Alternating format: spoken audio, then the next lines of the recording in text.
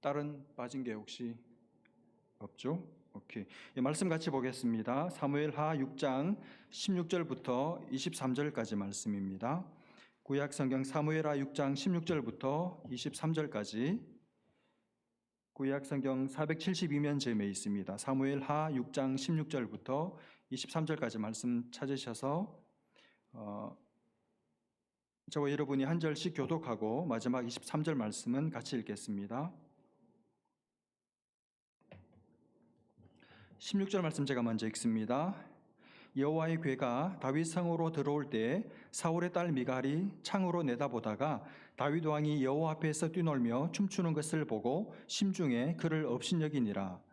여호와의 궤를 메고 들어가서 다윗이 그것을 위하여 친 장막 가운데 그 준비한 자리에 그것을 두매 다윗이 번제와 화목제를 여호와 앞에 드리니라. 다윗이 번제와 화목제 드리기를 마치고 만군의 여호와 이름으로 백성에게 축복하고 모든 백성 곧 온 이스라엘 무리에게 남녀를 막론하고 떡 한 개와 고기 한 조각과 건포도 떡 한 덩이씩 나누어 주매 모든 백성이 각기 집으로 돌아가니라. 다윗이 자기 가족에게 축복하러 돌아오매 사울의 딸 미갈이 나와서 다윗을 맞으며 이르되 이스라엘 왕이 오늘 어떻게 영화로우신지 방탕한 자가 염치 없이 자기의 몸을 드러내는 것처럼 오늘 그의 신복의 계집종의 눈앞에서 몸을 드러내셨도다 하니 다윗이 미갈에게 이르되 이는 여호와 앞에서 한 것이니라.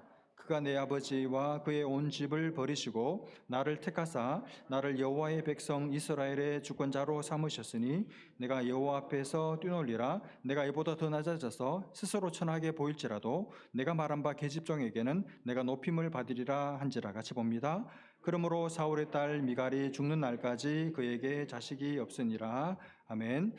여러분 지난 말씀을 기억하십니까? 다윗이 그토록 바라고 바라던 법궤를 이제 옮겨 오던 과정에 한 가지 불상사가 발생하죠. 우사가 그 법궤에 손을 대는 바람에 그 자리에서 죽는 그런 불행이 찾아옵니다. 하나님께서 좋은 일을 하려고 하는 자기에게 자기 백성이 죽어나가는 이런 비극을 허락하시는 것을 보고 하나님께 실망하고 하나님께 분노하고 또 마음이 섭섭해가지고 말하자면 다윗이 하나님께 삐쳤어요. 그래서 3개월간 이 법궤 이동을 중단을 하고 오벳 에돔의 집에다가 3개월 동안 안치를 합니다. 좋은 말로 안치지만 실제로는 방치한 것이죠. 내버려 뒀습니다. 그러다가 3개월쯤 지나고 나서 소식이 들려오기를 법궤가 있는 오벳에돔의 집에 하나님께서 복을 주셨다 하는 소식을 듣고 법궤는 하나님의 복이 붙어있는 법궤를 모시면 하나님을 모시면 하나님의 복 주시는 거구나 하는 이 법궤에 대한 이미지를 바꾸고 다시 기쁨으로 그 법궤를 이동하는 일을 재개하게 되죠. 그래서 너무너무 기쁘고 행복한 나머지 다윗은 자기 체면 자기 신분도 까맣게 잊어버리고 말하자면 덩실덩실 춤을 추면서 기뻐서 뛰놀면서 법궤가 자기 집으로 들어오는 것을 기뻐하고 즐거워하고 있습니다. 그 모습을 멀리서 창밖으로 내다보는 한 여인이 있었습니다. 그 여인은 다윗의 아내 미갈이었어요. 이 미갈이 다윗이 자기 속이 보이는 것도 모르고 막 춤을 추는 모습을 보면서 기뻐하고 있는 이 자기 남편 다윗을 멀리서 쳐다보고 있습니다.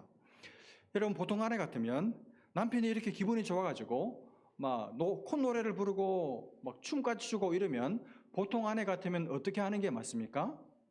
야, 우리 남편이 진짜 기분이 좋은가 보다. 야, 진짜 소원 성취를 했나 보네. 너무 잘 됐다. 내 남편이 저렇게 기뻐하는 모습 정말 오랜만에 본다. 야, 저 모습 보니까 내가 다 기쁘다. 내가 막 다 신난다. 그러면서 그 기쁨을 이해를 하고 그 기쁨에 같이 보조를 맞추고 동참을 해야 되는 거잖아요. 그렇죠? 부인 여러분 다 그렇게 하시죠? 근데 이 미갈이 하는 것 좀 보십시오. 16절 끝에 뭐라고 말했습니까? 심중에 마음속으로 그를 다윗을 자기 남편을 뭡니까? 업신여기니라. 마음속으로 남편을 업신여겼어요. 여러분 업신여긴다는 말이 무슨 말입니까? look down on 하는 것이죠. 그러니까 낮게 보는 것이죠. 사람을 무시하고 경멸하고 얕잡아보고 조롱하는 것입니다. 그러니까 지금 이 미갈은 다윗이 하고 있는 이 일이 몹시 못마땅한 것입니다. 남편이 너무너무 부끄러운 것이죠. 남편이 하고 있는 일이 창피스러운 것입니다. 아니 저게 뭐야? 저게 무슨 짓이야? 다 큰 어른이 그것도 한 나라의 왕이 돼가지고 어떻게 여인들 앞에서 저렇게 자기 이 속이 보이는 줄도 모르고 저렇게 염치 없이 춤을 출 수가 있어. 도저히 낯대고 쳐다볼 수가 없네. 남편이 부끄러웠던 것이죠. 남편을 이해 못하는 것은 물론이거니와 남편이 바깥에서 저러고 다니는 게 너무너무 창피하고 한심스럽고 고개를 들 수가 없을 정도로 부끄러웠습니다. 근데 여러분 생각해 보면 지금 다윗이 그렇게 깔볼 만한 일을 했습니까? 하나님의 법궤가 들어오는 것이, 다시 말하면 하나님께서 자기 집으로 들어오는 것이 너무 기쁘고 좋아서 춤을 추고 뛰놀고 있는 이게 부끄러운 일입니까? 그게 경멸할 만한 일인가요? 혀를 끌끌 찰 만큼 그렇게 한심한 노릇입니까? 아니잖아요. 그런데도 이 아내 미갈은 다윗을 속으로 아주 낮게 하대하고 있습니다. 남편이 몹시 못마땅했고 그런 작자가 자기 남편이라는 사실이 몹시 못마땅하고 부끄러웠어요. 여러분 다윗은 모릅니다. 아내가 지금 속으로 자기를 그렇게 보고 있다는 사실을 생각조차 하지 못하고 있어요. 그저 기뻐서 성령으로 충만해져서 자기가 준비해 두었던 자리에 이제 법궤를 안치를 하고 그 앞에서 이번에는 또 하나님께 감사와 기쁨의 제사인 이 번제와 화목제를 드립니다. 그리고는 18절에 보시면 예배가 다 끝난 후에 그동안 수고했다고 이제 이 백성들을 축복을 합니다. 그리고 돌려보내면 백성들이 영적으로는 포만감을 가졌을지는 모르지만 배가 고프잖아요. 아니 무슨 이런 왕이 다 있어. 그러잖아요. 우리 교회가 밥 드리는 것처럼. 그래서 다윗도 그냥 돌려보내지를 않고 세 가지를 먹을 것을 주고 돌려보냅니다. 이렇게 해서 성대한 자기가 꿈에도 그리던 법궤 이동 의식을 깔끔하게 마무리 짓게 돼요. 중간에 한번 큰 불상사가 있긴 했지만 그래도 잘 끝났습니다. 행사가 잘 마무리됐어요. 그야말로 다윗이 그토록 바라던 소원을 성취를 했습니다. 너무너무 뿌듯하고 그리고 기쁘고 행복했겠죠. 물론 짧게 끝날 줄 알았는데 3개월 정도 중간에 이 포즈가 있고 지체되긴 했지만 잘 끝났어요. 그러니 다윗 입장에서는 그동안 애도 쓰고 신경도 쓰고 머리도 아프고 또 격렬하게 지금 법궤가 들어올 때 막 춤도 월십 댄스도 하고 그랬기 때문에 아마 몹시 피곤도 했을 것입니다. 그래서 집에 가서 푹 좀 쉬어야지 그렇게 생각을 하고 이제 아내에게 이 기쁜 소식을 함께 나누면서 또다시 기쁨을 공유하기 위해서 집으로 돌아갔습니다. 돌아갔는데 마침 아내가 기다리고 있었습니다. 너무너무 반가운 마음에 같이 기쁨을 나누고 축복을 하려고 하는데 자기가 입을 떼기도 전에 아내의 입에서 예상 못한 차가운 발언들이 쏟아져 나옵니다. 이 아내가 뭐라고 말합니까? 듣기 싫지만 한번 들어보죠. 20절. 다윗이 자기의 가족에게 축복하러 돌아오매 사울의 딸 미갈이 아내죠. 나와서 다윗을 맞으며 이르되 이스라엘 왕이 오늘 어떻게 영화로우신지 방탕한 자가 염치 없이 자기 몸을 드러내는 것처럼 오늘 그의 신복의 계집종의 눈앞에서 몸을 드러내셨도다. 비꼬는 것이죠. 다윗을 방탕한 자라고 취급하고 있습니다. 염치 없다고 평가하고 있어요. 자기의 몸을 드러내는 부끄러운 짓을 했다고 간접적으로 탓하고 나무라고 있습니다. 잘하는 짓이다. 이렇게 변정된 것이죠. 여러분 이런 이야기를 들어보신 사랑하는 남편 동지 여러분, 이런 말을 들을 때 아내로부터 이런 정반대 반응을 받을 때 기분이 어떻습니까? 자존심이 몹시 상하고 남편들은 생존의 양식이 존경인데 리스펙인데 몹시 하대받기 때문에 정말 살기 싫은 마음까지 들죠. 미갈은 남편이 그렇게 천박하게 막 춤추고 노래하고 기뻐서 어쩔 줄 모르는 그 모습이, 그것도 여자들 앞에서 그러고 있는 모습이 못마땅했습니다. 꼴불견처럼 보였습니다. 눈 뜨고 쳐다볼 수 없는 장면이었던 것이죠. 다윗의 마음, 다윗의 중심, 다윗의 신앙을, 다윗의 기쁨을 아내인 미갈은 전혀 납득할 수가 없었습니다. 그런 뜻밖의 차가운 반응을 접하고 다윗도 몹시 화가 났겠죠. 그래서 뭐라고 응수합니까? 21절 22절. 다윗이 미갈에게 이르되 이는 여호와 앞에서 한 것이니라. 그가 내 아버지와 그의 온 집을 버리시고 나를 택하사 나를 여호와의 백성 이스라엘의 주권자로 삼으셨으니 내가 여호와 앞에서 뛰놀리라. 내가 이보다 더 낮아져서 스스로 천하게 보일지라도 내가 말한 바 계집종에게는 내가 높임을 받으리라 한지라. 다윗이 기분이 몹시 나빴지만 그래도 이성을 붙들고 논리를 동원해서 아내에게 설명을 합니다. 내가 저 여인들 앞에서 춤추고 뛰노는 모습이 몹시 꼴보기 싫으셨나 봐요. 그런데 착각하지 마십시오. 나는 저 사람들 앞에서 춤춘 게 아니에요. 나는 여호와 앞에서 춤을 춘 것입니다. 나는 하나님 앞에서 한 것입니다. 그 당신 아버지 사울의 위협 앞에서도 나를 한 번도 실수함이 없이 나를 끝까지 건져주시고 약속하신 대로 나를 드디어 이스라엘의 왕으로 삼으시고 그리고 잃어버리고 방치되었던 그 법궤가 하나님의 임재가 다시 돌아오는 것을 내가 기뻐하면서 그 하나님의 선하심, 그 하나님의 인자하심, 그 하나님의 약속을 지키시는 신실하심에 내가 매혹이 되어서 내가 어찌 노래하고 기뻐하며 찬양하지 않을 수가 있습니까? 그래서 내가 저 사람들 앞에서 춤추고 노래한 것이 아니라 하나님 앞에서 나는 노래하고 뛰는 것뿐입니다. 오해하지 말아 주십시오. 이렇게 논리적으로 대답합니다. 그리고 덧붙여요. 당신은 지금 나를 몹시 부끄러워하는 것 같은데 나는 조금도 부끄럽지 않습니다. 아니 나는 이보다 더 낮아져서 더 심하게 춤을 춰서 사람들 눈에 저 사람 미친 사람이야, 저 사람 정신 나간 사람이야, 뭐 저런 것이 우리나라의 왕이야, 그런 소리를 들어도 나는 아무 상관이 없습니다. 나는 괜찮습니다. 왜냐하면 나는 그저 하나님이 좋아서 그분을 찬양하고 그분을 예배하고 싶은 마음 때문에 하나님 앞에서 그렇게 한 것이기 때문입니다. 나는 사람들 상관없습니다. 하나님 앞에서 한 것이기 때문에 나는 괜찮습니다. 이렇게 대답해요. 여러분, 이 부부의 짧은 에피소드를 결론 지으면서 사무엘서를 기록한 이 사무엘서 기자는 이렇게 마지막에 논평을 답니다. 23절. 그러므로 사울의 딸 미갈이 죽는 날까지 그에게 자식이 없으니라. 왜 자식이 없었을까요? 다윗의 남편의 사랑이 떠났기 때문이죠. 뿐 아니라 자식이 없다는 것은 구약적인 하나님의 징계를 표시하는 표현 방식입니다. 하나님께서 예배를 무시하고 예배를 경솔하게 생각하고 예배의 가치를 모르는 이 미갈에게 하나님께서 심판과 징계를 내리셨다는 뜻이죠. 여러분, 오늘 저는 이 본문에서 두 가지 중요한 표현을 여러분과 함께 생각하면서 하나님께서 주시는 소중한 교훈을 함께 받으려고 합니다. 첫 번째 중요한 표현은 사울의 딸 미갈이라는 표현이에요. 오늘 본문에서 이 미갈을 소개할 때 어떻게 소개하는가 하면 16절, 20절, 23절 세 절에 세 번에 걸쳐서 다윗의 아내인 미갈을 사울의 딸 미갈이라고 전부 다 그렇게 소개합니다. 여러분, 이상하지 않습니까? 지금 미갈은 다윗의 아내예요. 그렇죠? 여러분, 결혼한 여자에게 이 결혼한 여자를 설명하는 가장 중요한, 가장 보편적인, 가장 당연한 소개 말은 뭐겠습니까? 어떤 남자의 아내, 그게 가장 당연한 소개잖아요.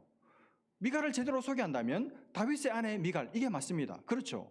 그리고 여러분, 아버지 사울, 아무리 사울하고 자기 아버지하고 이 미갈하고 사이가 좋았고 가깝다 손 치더라도 사울은 이미 죽었어요.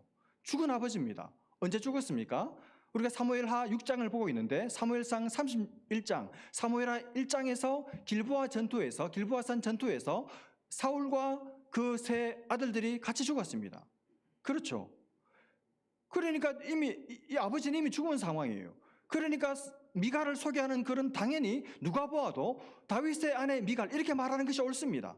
그런데 오늘 사무엘서 기자는 한 번도 다윗의 아내 미갈 이런 표현을 쓰지를 않아요. 전부 다 사울의 딸 미갈이라고 표현하고 있습니다. 여러분, 글을 쓰거나 말을 할 때 좀 예민한 사람들은 그냥 말하지 않아요. 픽토리얼 랭귀지를 씁니다. 그림 언어를 써서 자기가 표현하고자 하는 말을 그림으로 형상화해서 사람들이 그림을 그려서 받아들일 수 있도록 표현을 하는 것이죠. 사무엘서 기자도 마찬가지입니다. 의도적으로 이렇게 쓴 거예요. 미갈 이 여자 다윗의 아내가 아니고 사울의 아들이야. 그걸 강조하고 그거를 우리에게 말하고 싶었던 것입니다. 일부러 이렇게 쓴 거예요. 왜 그랬을까요?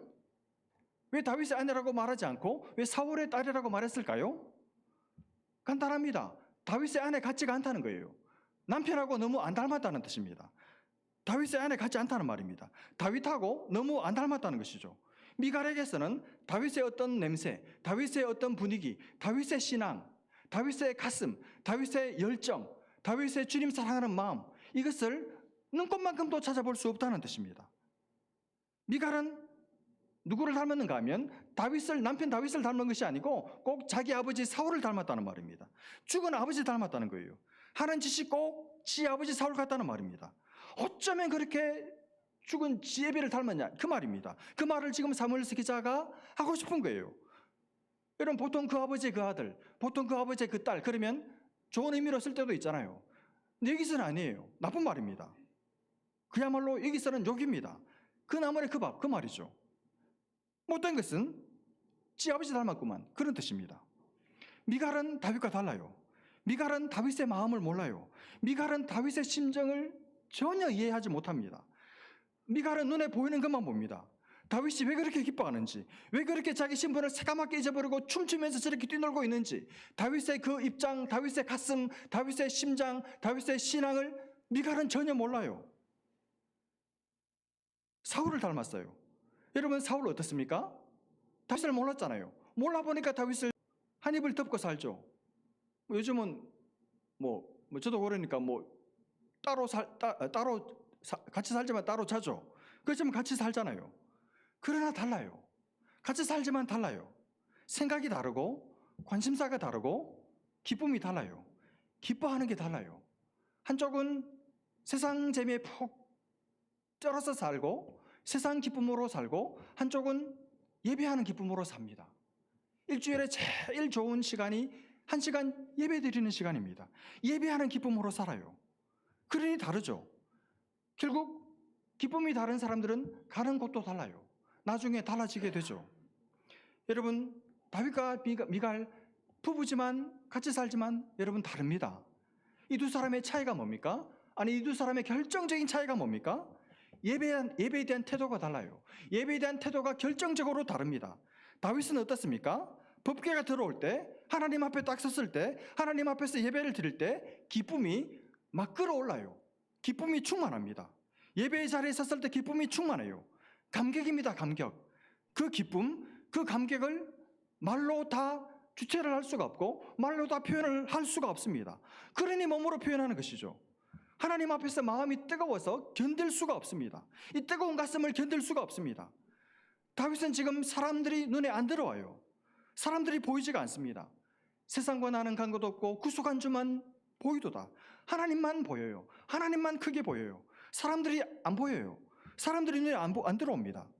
여러분 내가 정말 좋아하는 사람 만나면 그 사람만 보이잖아요. 그 사람만 보잖아요. 같이 모임을 했는데 나는 이 사람만 좋아하기 때문에 이 사람만 쳐다봤어요.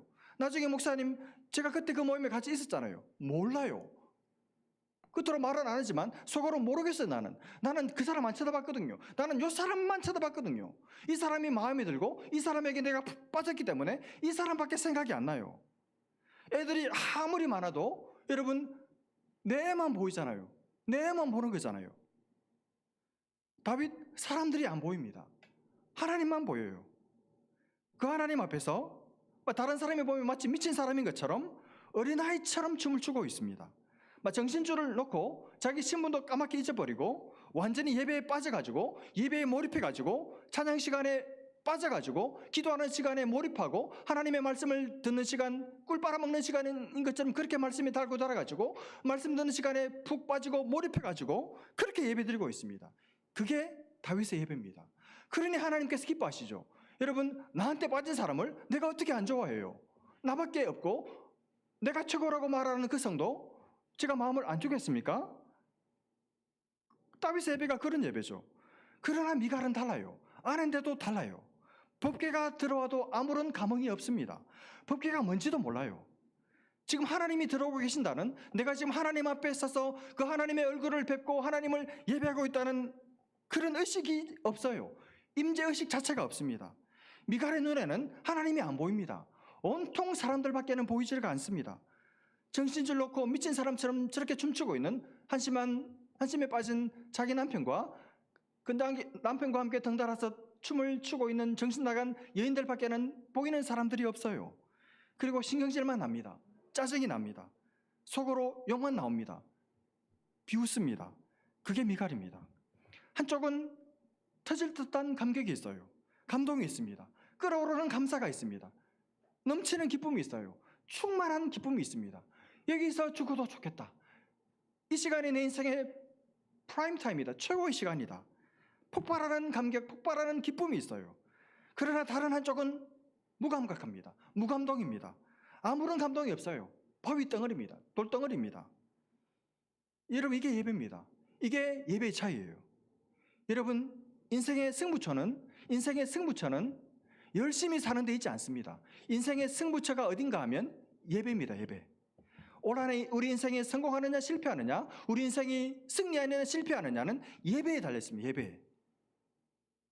예배 때마다 은혜가 오고 감동이 오면 우리는 살아요. 승리해요.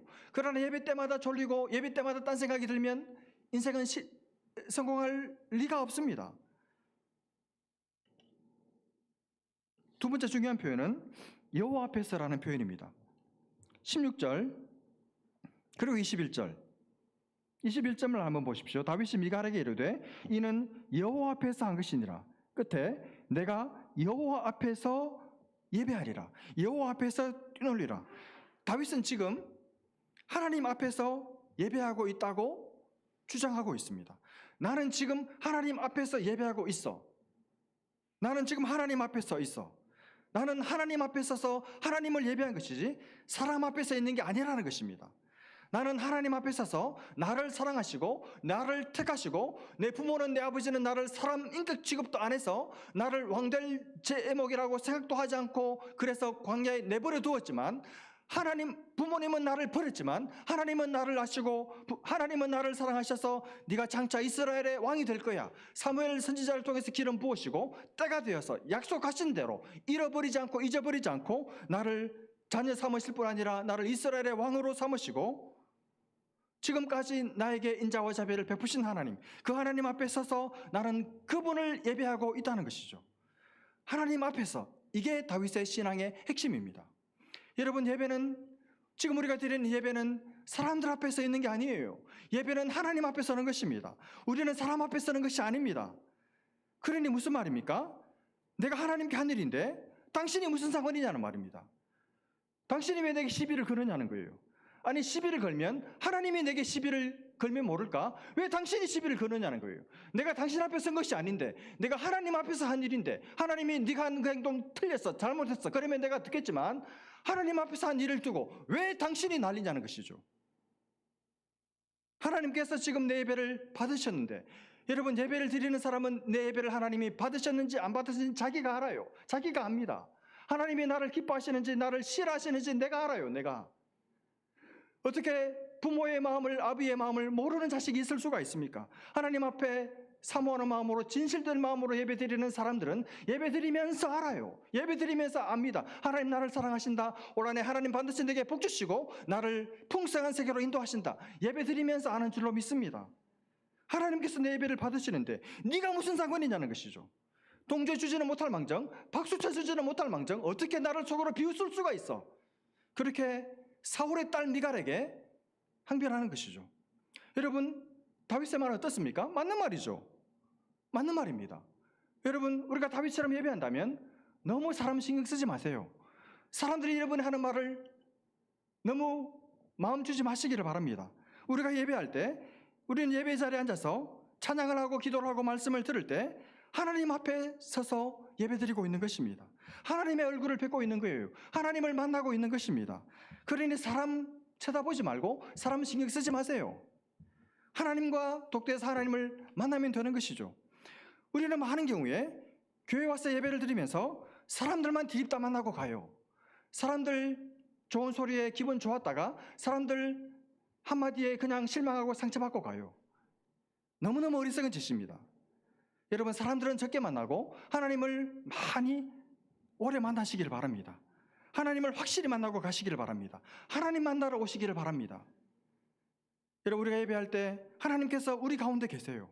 하나님께서 우리 가운데 계셔서 우리와 함께 하시고 우리 예배를 받으시고 우리에게 필요한 말씀, 필요한 은혜를 주시는 줄로 믿습니다. 오래전에 보스턴에 A.J. 고든이라는 한번 말씀드린 적이 있는데 아주 설교 잘하기로 유명한 한 목사님이 계셨습니다. 근데 이분이 자기 사역과 또 섬기는 교회와 인생에 아주 큰 변화를 가져온 한 계기가 있었어요. 한 번은 어느 날 이 목사님이 여느 날과 같이 설교 준비를 하다가 너무 피곤해가지고 깜빡 잠이 들었습니다. 근데 잠을 잤는데 잠자는 동안에 꿈을 꿨어요. 이분이 목사님이지라 꿈 속에서도 주일 예배를 드리는 꿈을 꿨습니다. 예배를 드리는데 막 의자를 놓을 자리가 없을 정도로 사람들이 빽빽히 자리를 메우고 앉아 있습니다. 이제 예배 시간에 이 목사님이 꿈에서 설교를 하십니다. 설교를 한참 하고 있는데 한 30대쯤 돼 보이는 어떤 남자 청년이 회중석 중간쯤에 앉아가지고 예배를 드리는데 계속 그 사람한테 이 신경이 쓰이는 거예요. 처음 보는 사람이라 만나보고 싶었습니다. 그래서 꿈에서 예배가 끝나고 갔는데 벌써 떠나고 없었어요. 그래서 그날 이제 안내위원한테 물었습니다. 오늘 예배 중에 그 중간에 앉아 계시던 그 한 30쯤 돼 보이는 그 청년 혹시 아는 분이냐고, 누구냐고 그렇게 물었어요. 그러자 꿈속에 그 안내위원이 이렇게 대답했습니다. 아, 그분요 알다마다요. 그분은 예수라는 사람입니다. 그분은 예수라는 사람입니다. 꿈에서 그 말을 듣는 순간 이 고든 목사님이 막 망치로 머리를 얻어맞은 것처럼 큰 충격을 받았어요. 그분 알다마다요. 예수라는 사람입니다. 예수라는 사람입니다. 그리고 잠에서 깼어요. 잠에서 깨자마자 자리에서 무릎을 꿇었습니다. 그리고 하나님 앞에 회개를 했습니다. 자기는 지금까지 설교를 스스로도 잘한다고 생각했고 많은 교인들이, 수많은 사람들이, 그 지역에는 수많은 사람들이 저 목사님은 설교 잘하는 목사님, 이렇게 정평이 나 있고 자기도 설교도 잘하고 목회를 잘한다고 생각해 왔는데 자기가 너무너무 중요한, 어쩌면 가장 중요한 것을 놓치고 있었다는 것을 깨달은 거예요. 내가 예배 드릴 때 그 회중 가운데, 예배 드리는 중에 그 회중 가운데 예수님이 계신다는 사실을 나는 놓치고 지금까지 설교해 왔구나. 나는 성도들과 함께 예배 드리면서 그 중에 예수님께서 임재 계셔서 우리와 함께 예배하고 우리 예배를 받으시고 계셨다는 사실을 한 번도 제대로 의식조차 하지 못하고 그렇게 설교를 해왔구나. 그 사실이 너무너무 주님께 죄송하고 자신이 너무너무 한심스러워서 가슴을 치면서 회개한 거예요. 주님, 제 잘못을, 제 죄를 용서해 주십시오. 주님이 계셨는데 주님이 안 계신 것처럼 우리끼리 예배드리고 우리끼리 기쁘고 우리끼리 즐거우면 되는 것처럼 그렇게 생각했던 저를 용서해 주십시오. 그렇게 회개를 하게 된 것이죠. 여러분, 우리가 얼마든지 이렇게 될 수 있어요. 우리끼리 기분 좋게 예배드리고 떠날 수 있습니다. 예수님이 우리 가운데 계신다는 사실을 새까맣게 잊은 채 우리끼리 예배하고 우리끼리 찬양하고 우리끼리 기도하고 기도 잘한다 그러고 설교 잘한다 그러고 우리끼리 박수치고 떠나갈 수 있습니다. 그게 망하는 길이죠.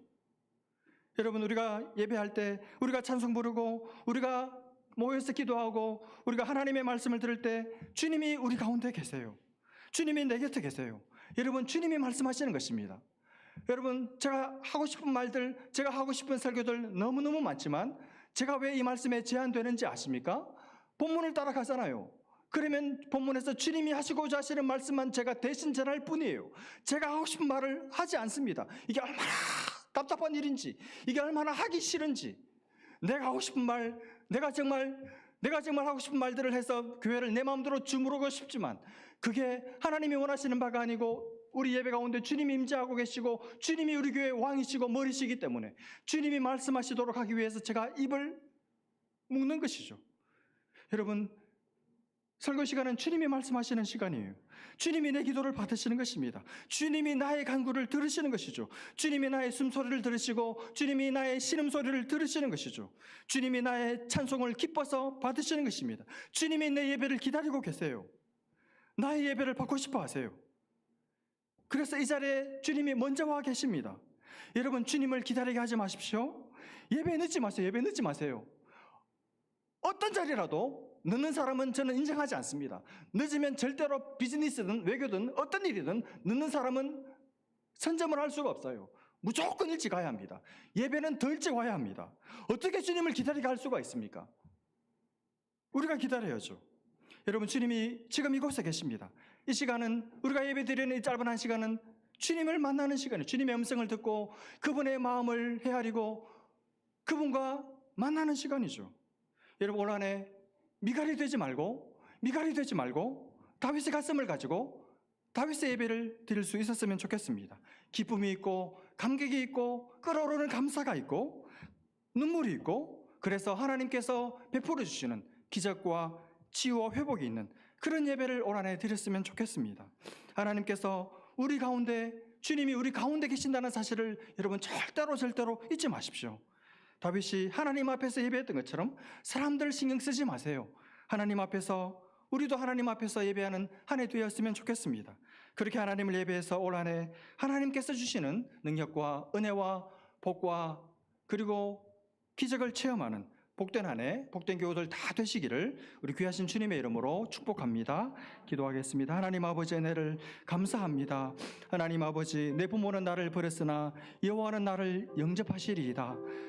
내가 세상 끝날까지 너희와 항상 함께 있겠다고 약속하신 주님, 우리의 일상의 예배 가운데뿐 아니라 우리가 함께 모여서 예배하는 이 짧은 한 시간 동안 내 곁에 계시고 내 마음에 계시고 우리 가운데 계셔서 나의 예배를 받으시고 나의 예배를 기다리시고 내가 하나님 앞에 끙끙 앓으며 신음할 때 함께 아파하시며 내가 하나님 앞에 기뻐서 찬양할 때 나의 찬송을 기뻐하시는 주님, 우리끼리만 예배하고 떠나는 어리석은 자들 되지 않고 주님이 우리 가운데 계시는 줄 알고 주님을 모시고 주님을 따르고 주님을 섬기는 예배에 성공해서 인생 전체가 성공하는 복된 한 해를 살아가는 귀한 교우들 다 되게 하여 주옵소서. 믿고 감사하며 예수님의 이름